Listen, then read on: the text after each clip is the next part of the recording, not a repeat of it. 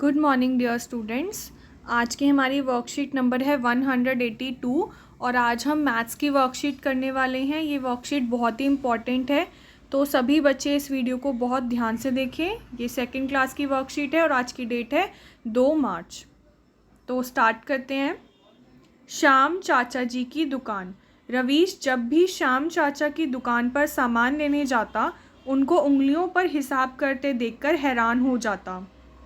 आज जब वह दुकान पर एक बिस्कुट का एक पैकेट लेने गया तो उसने पूछा, चाचा जी आप अपनी उंगलियों पर इतनी जल्दी जल्दी हिसाब कैसे कर लेते हो? चाचा जी ने रवीश से कहा, उंगलियों पर गिनकर। अब क्या है, रवीश एक बच्चा है जो जब भी श्याम चाचा जी की दुकान पर जाता है तो वो ये देखकर हैरान हो जाता है कि जो चाचा जी हैं वो उंगलियों पर हिसाब करते हैं। तो वो चाचा जी से पूछता है कि आप इतना जल्दी जल्दी हिसाब कैसे करते हो? तो चाचा जी ने उनको बताया कि वो उंगलियों पर गिनकर काउंट करके हिसाब करते हैं। जैसे एक बिस्किट का पैकेट 15 रुपए का आता है, 15 रुपये का एक बिस्किट का पैकेट आता है और तुमने मुझे 20 रुपये दिए और हमने उन्हें कितने रुपए दिए? हमने उन्हें 20 रुपये दिए।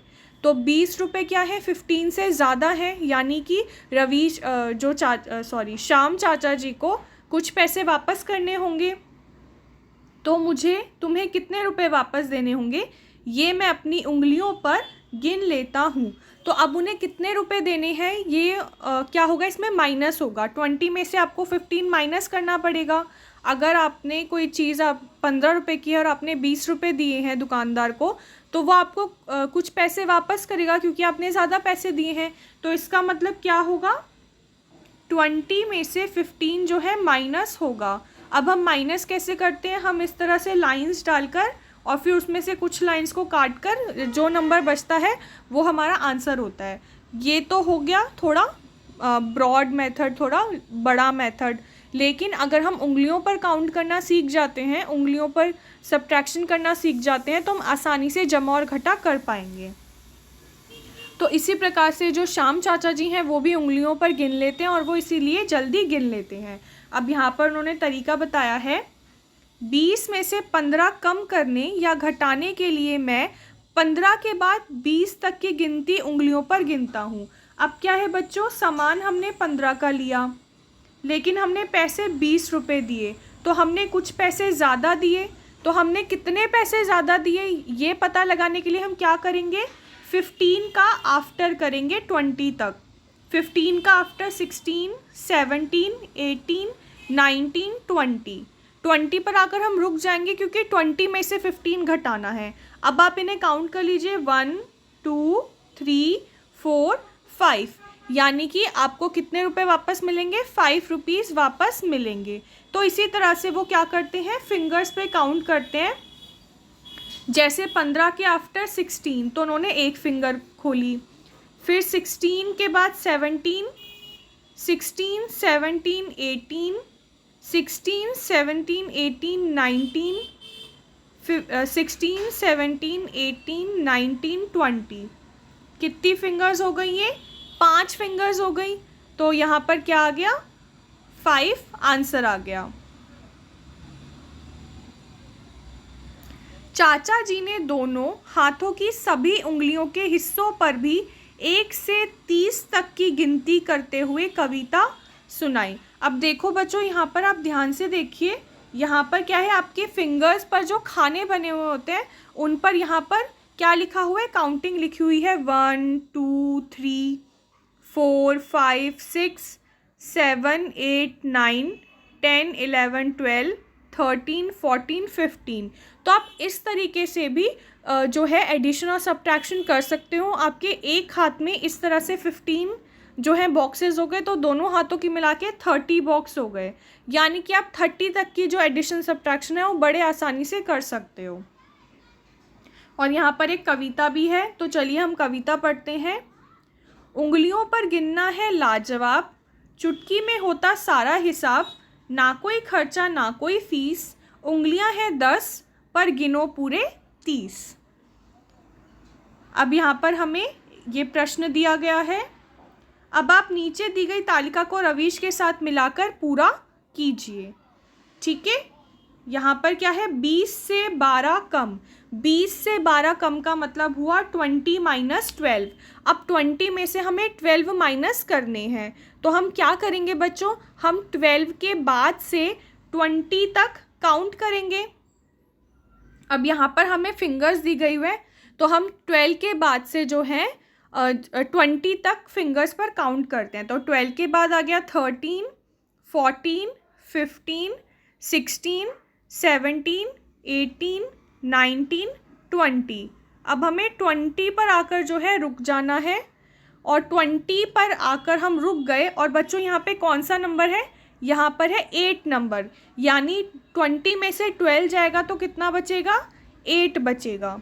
कितना बचेगा बच्चों, 8 बचेगा। इसके बाद नेक्स्ट है 22 से 11 कम। अब 22 से 11 कम का मतलब है कि 22 माइनस 11, तो आपको यहाँ पर लिखना है 22 माइनस 11। अब 22 में से 11 आपको माइनस करने हैं, तो हम क्या करेंगे, 11 के बाद से काउंटिंग पढ़ेंगे 22 तक। तो चलिए हम काउंट करते हैं 11 के बाद 12, 13, 14, 15, 16, 17, 18, 19, 20, 21, 22। अब हम 11 पर आकर रुक गए क्योंकि हमें 22 तक काउंट करना था। अब ये नंबर कितना आया बच्चों, यहाँ पर 11 आया, यानी कि 22 में से 11 जाएंगे तो कितना बचेगा, 22 में से 11 जाएंगे तो 11 ही बचेगा। नेक्स्ट क्वेश्चन देखते हैं, 35 से 23 कम। अब हमें 35 में से 23 माइनस करना है, तो हमारे पास एक फिंगर पर 15 तक ही नंबर होते हैं, तो इसको हम आसान बनाने के लिए हम लिख लेते हैं 35 माइनस 23।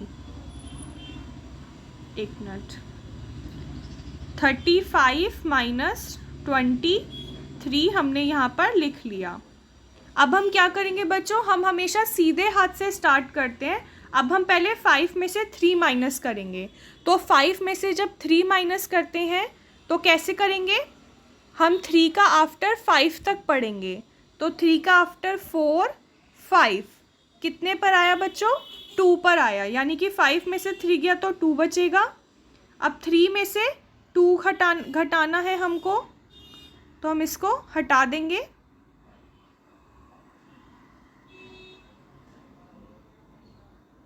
अब हमें क्या करना है, 3 में से 2 माइनस करना है, तो हम 2 का आफ्टर 3 तक पढ़ेंगे। तो 2 का आफ्टर क्या होता है, 3 ही होता है, यानी कि पहली फिंगर पर ही हम रुक गए, तो यानी कि यहाँ पर क्या आएगा 1। तो 35 में से 23 जाएगा तो कितना आएगा, 12 आंसर आएगा। यहाँ पर क्या आ जाएगा, 12। इसके बाद नेक्स्ट है 50 से 38 कम। अब 50 में से 38 जो है कम करने हैं, यानी कि 50 में से 38 जो है 38 जो है वो हमें माइनस करना है। तो हम क्या करेंगे बच्चों, हमने पहले भी एक बार मैथ्स की वर्कशीट में ये चीज़ देखी थी कि हम 50 को क्या लिख सकते हैं, 50 को हम 5 टेंस लिख सकते हैं, और 38 को हम 30 प्लस 8 वंस लिख सकते हैं। तो 5 टेंस में से हम क्या करेंगे,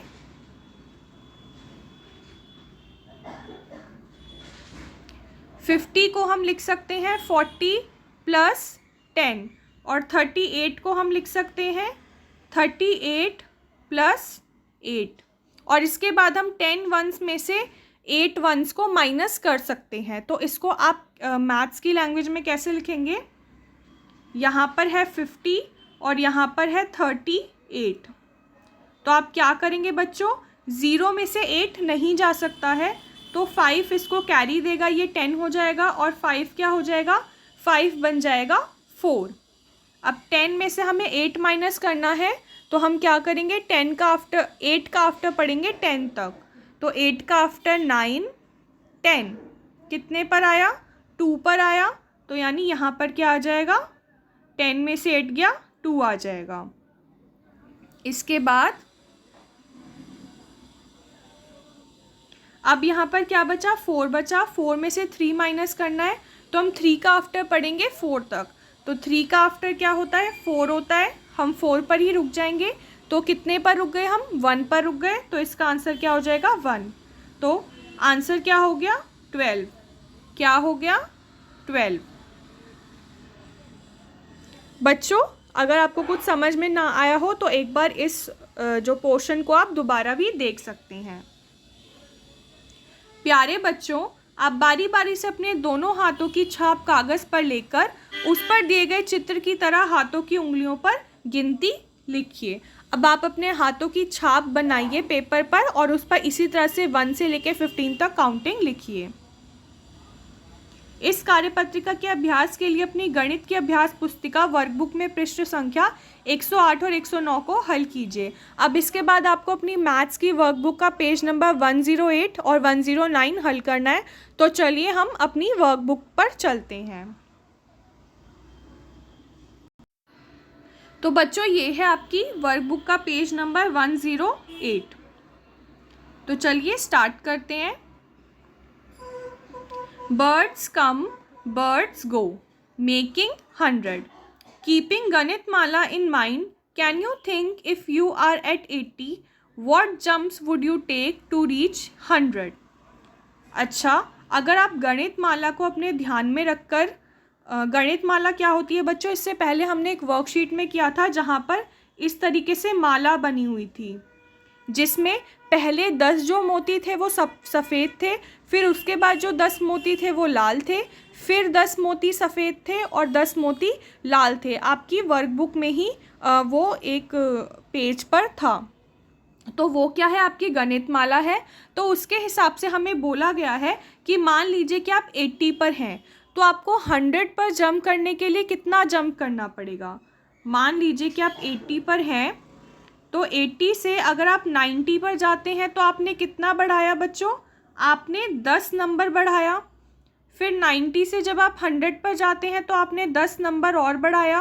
तो 10 + 10 कितना हुआ? 20। 10 + 10 कितना हुआ? 20 हुआ। यानी कि अगर आप 80 से 100 पर जाते हैं तो आपको कितने कदम कूदना पड़ेगा? 20 कदम आपको जंप करना पड़ेगा। Similarly, can you think if you are at 88, what jumps would you take to reach 100? If it is difficult to reach in one jump, then you can take 2 jumps also. अब क्या है, 80 से 100 तक तो हम बड़े आसानी से पहुंच गए 10-10 की जंप से। लेकिन अगर हम 88 पर हैं और हमें 88 से 100 पर जाना है तो आप क्या करेंगे? तो सबसे पहले आप क्या करेंगे? 88 से आप कितना बनाएंगे? 88 से आप 90 बनाएंगे। तो 88 से 90 बनाने के लिए आप क्या करेंगे? जैसे मान लीजिए ये आपकी फिंगर्स हैं, तो हमने क्या बताया था कि 88 से 90 जब हम बनाएंगे तो उसके लिए हम क्या करेंगे? 88 का आफ्टर पढ़ेंगे 90 तक। तो 88 का आफ्टर हम पढ़ेंगे 89, 90। तो कितनी फिंगर्स हमने टच करी? हमने 2 फिंगर्स टच करी। हम एक बार दोबारा से देख लेते हैं। आपको 88 से 90 बनाना है। तो मान लीजिए कि आपकी 5 फिंगर्स हैं, ये आपका हैंड है। अब आपको 88 से 90 बनाने के लिए कितना चलना पड़ेगा बच्चों? 88 से 90 बनाने के लिए आप 88 का आफ्टर पढ़ेंगे 90 तक। तो 88 का आफ्टर क्या होता है? 89, 90। तो आपने कितनी फिंगर्स को काउंट किया? आपने 2 फिंगर्स को काउंट किया, इन दोनों को काउंट किया, 1 और 2, ये दोनों को काउंट किया। यानी कि 88 से 90 पर जाने के लिए आपको कितना चलना पड़ेगा? आपको 2 कदम चलना पड़ेगा।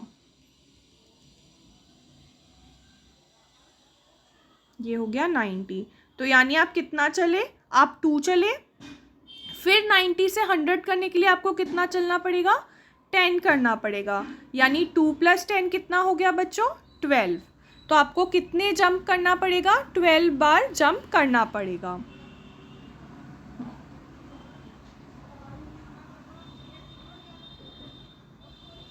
In this way, you can think and write for the following numbers also. अब आपको 60 से 100 पर जाना है। नीचे जो आपको नंबर्स दिए गए हैं आपको यहाँ से 100 पर जाना है। तो आप कैसे जाएंगे? 60 से आपको 100 पर जाने के लिए क्या करना पड़ेगा? पहले आप 70 पर जाएंगे, फिर आप 80 पर जाएंगे, फिर आप 90 पर जाएंगे, देन आप यहाँ से 100 पर जाएंगे। तो आपने कितनी बार जंप किया? 10, 10, 10 और 10। तो 10 + 10 + 10 + 10, ये कितना हो गया? 10 + 10 20, 20 + 10 30 और 30 + 10 40। तो कितना हो गया? आपको कितनी बार जंप करना पड़ेगा? 40 टाइम्स आपको जंप करना पड़ेगा। इसके बाद है 75। अब 75 के लिए आप क्या करेंगे? 75 से पहले आप 80 पर जाएंगे। 80 पर जाने के लिए आपको क्या करना पड़ेगा? मान लीजिए ये आपकी फिंगर्स है,